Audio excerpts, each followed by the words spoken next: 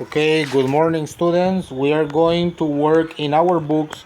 Go search it. Take a red pen or highlighter. You will need it. It's important too.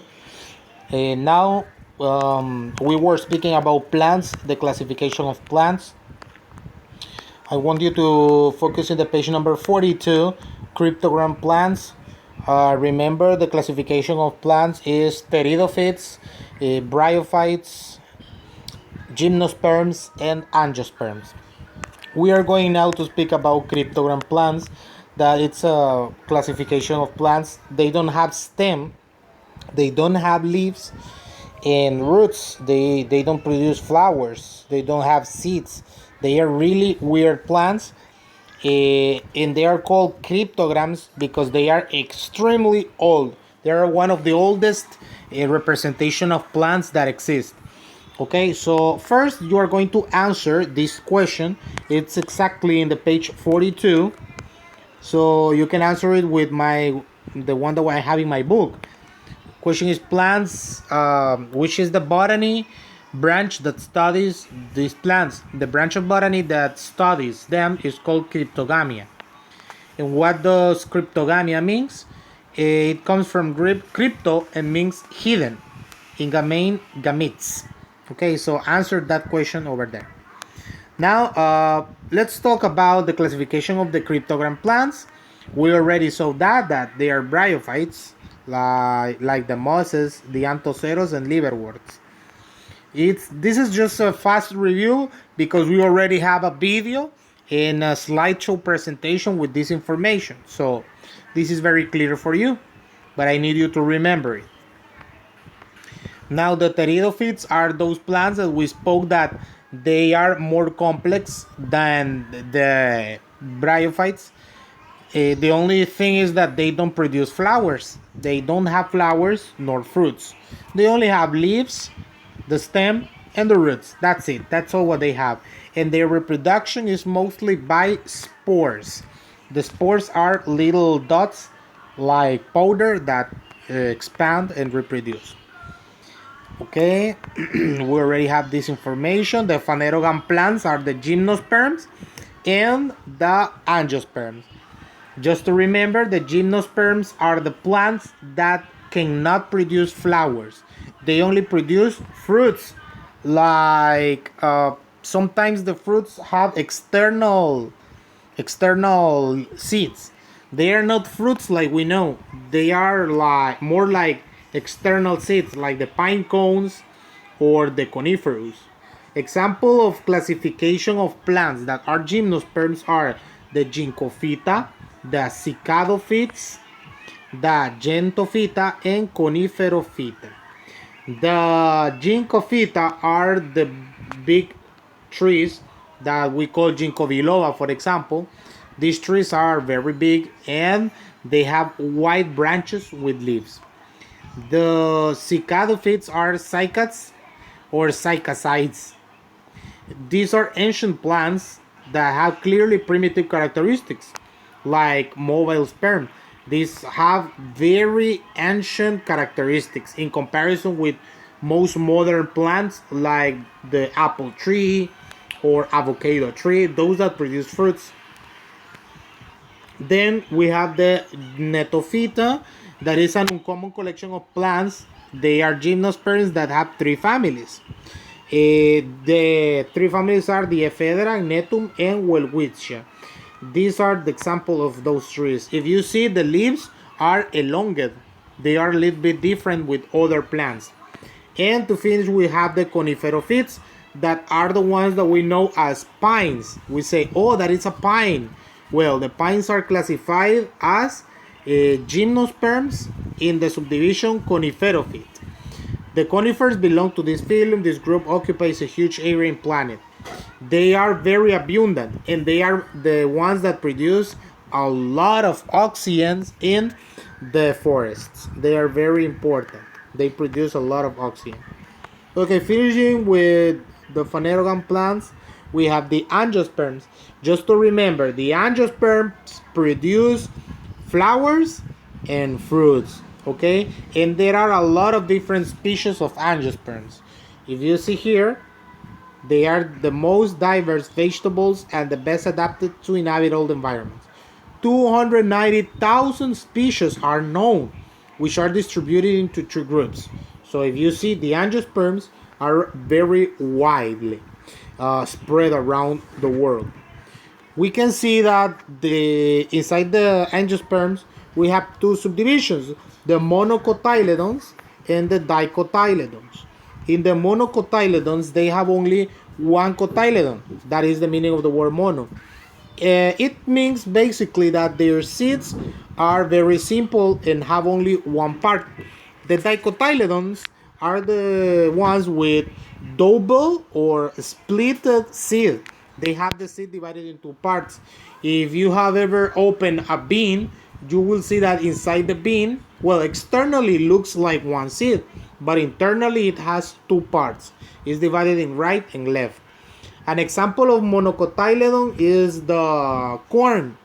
The seed of the corn is very small and it has only one part.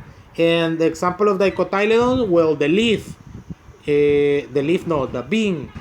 The bean is divided into parts. The angiosperm reproduction. Basically, the angiosperms reproduce thanks to the help of the bees and other insects that produce different kind of pollen. Well, they don't produce the pollen.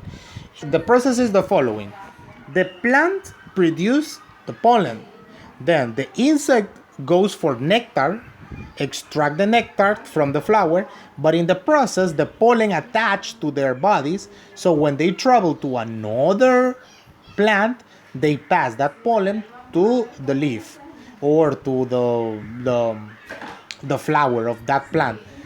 So it's a commensalism relation. Both are sharing, both have a benefit. The bee or the insect gets nectar, and the plant gets the pollen and reproduce. So that's interesting. The plant kingdom adaptation. Well, I need you to take your highlighter because you are going to need it a lot in this area. You are going to use it right here. I want you to highlight with a red pen or a highlighter. I will use a highlighter in my case. The adaptation is controlled by morphological or structural adaptation, physiological adaptation, conductual adaptation. Okay, adaptation is the ability of a plant or animal to adapt to the new environment it lives. The morphological or structural adaptations are those that help the organisms to survive in a specific environment. Okay? The physiological adaptation is the one that helps a plant or animal to produce a chemical to adapt and protect. For example, if a plant produce poison to avoid that some insects eat the leaves of that plant, that is a chemical adaptation or physiological adaptation. Then the conductual adaptations are the actions performed by the organisms to survive in the environment. For example, in a plant, we can see the mimosa plant, or that we call planta dormilona, when the plant feels that something is close to it, the leaves close themselves to protect. Okay, so that's an example of a conductual adaptation. Well, only that part. I'm going to move it apart, move it away. We will see some adaptations of plants. For example, some plants adapt because the lack of light. You know, the plants need light to survive. So I need you to underline some important parts here too. For example, the adaptations due lack of light. I need you to highlight climbing parts and epiphyte plants. Okay, and why a plant needs to adapt to the lack of light? Basically, because the leaves of the plants need to extract the sunlight. Imagine that in a big forest like this, the plants that are small, like this one, they need sunlight. How are they going to get the sunlight? Well, there are a lot of adaptations. For example, some of these plants start to grow around the tree until they reach the highest part of the tree and they can extract the sunlight. Sometimes we call these plants matapalos or enredaderas. And why they exist? Because they can move around the tree and reach the highest part of the tree and take the sunlight that it's at the top. Important plants. Now, another adaptation is according the lack of nutrients. What happens when a plant don't have enough nutrients in the soil? Well, when a plant doesn't have enough nutrients, it can use other methods to extract nutrients. For example, the Venus flytrap. The Venus flytrap has the ability to take insects inside and make the dilution of the body of this insect and extract nutrients that are helpful for the plant. It's not like they are going to shoot the insect and swallow it. No, no. They produce a liquid, a chemical that melts the body of the insect, and then all that liquid full of nutrients is extracted by the plant. Okay? So this is an adaptation that they did because usually they exist in soils that don't have enough nutrients. Adaptations due lack of water. Well, the best example of adaptation of plant according to lack of water is the cactus. They adapted two things. Number one, the leaves. They don't have normal leaves. Which are the leaves of the cactus? The spikes. Las espinas del cactus son las hojas. Why the leaves transformed like that? Because they are in very hot environments. So what they need to survive in these hot temperatures environments is to protect the leaves so they don't dehydrate. No queremos que se deshidraten. Entonces las hojas se transformaron en algo más fino, más delgadito, que son las espinas, y con más resistencia al calor para no perder toda su agua. Porque si fueran hojas normales, el sol las deshidrataría rápido. Okay, so that's the adaptation. Another adaptation that they have is to keep water inside the stem. El cactus, a diferencia de otras plantas, mantiene el líquido adentro de su tallo durante largo tiempo para que no se le evapore rápidamente. Okay, so they have adaptation due lack of water. Adaptations to soil type. According to the soil that they live, the plants can adapt. For example, these are mangroves. En español, el mangrove se le llama manglar. Los manglares como el que está en Trujillo se adaptaron a crecer en terrenos pantanosos que tienen agua y mucho lodo. Y la planta crece tranquila. So, according the terrain, according the land, according the environment where they are, the plants can adapt. Okay?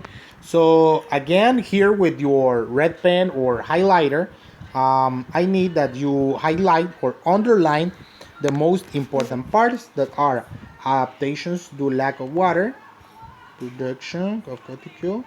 Each one of these are very important. Are example of adaptation of the plants. And this part it's important too. Adaptations to soil type.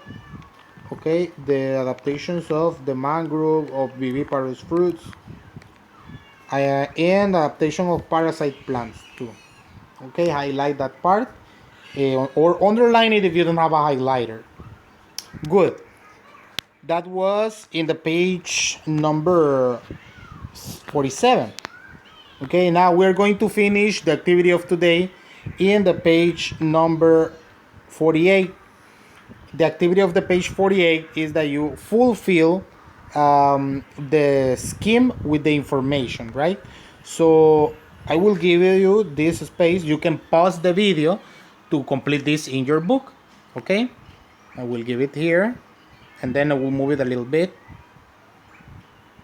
It's enough.